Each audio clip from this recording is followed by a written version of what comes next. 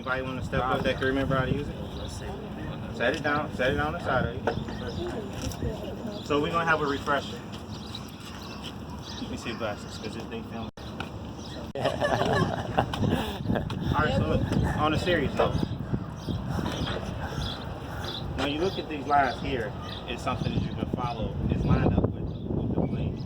So what's gonna happen is, depending on which notch you line yourself up with, it will also determine which side of the blade.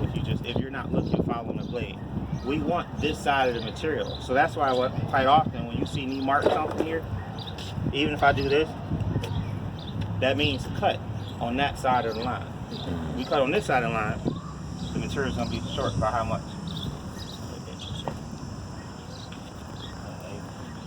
8, the blade thickness. Right? So I marked it to cut on that side of the line. We squared it off, so now we got a straight line, right? For safety purposes, I want to make sure that you plant your feet down.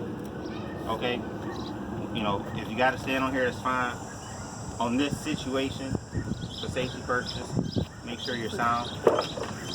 Make sure you're able to control the saw.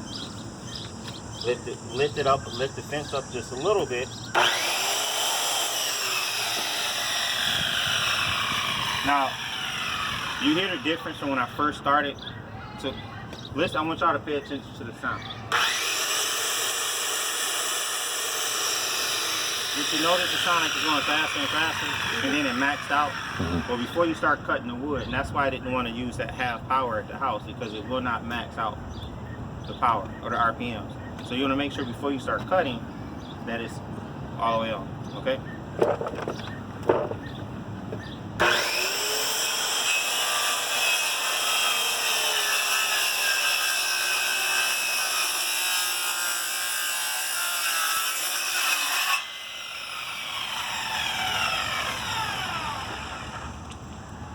Now I want to make sure that it stopped before I just picked it up and start swinging around.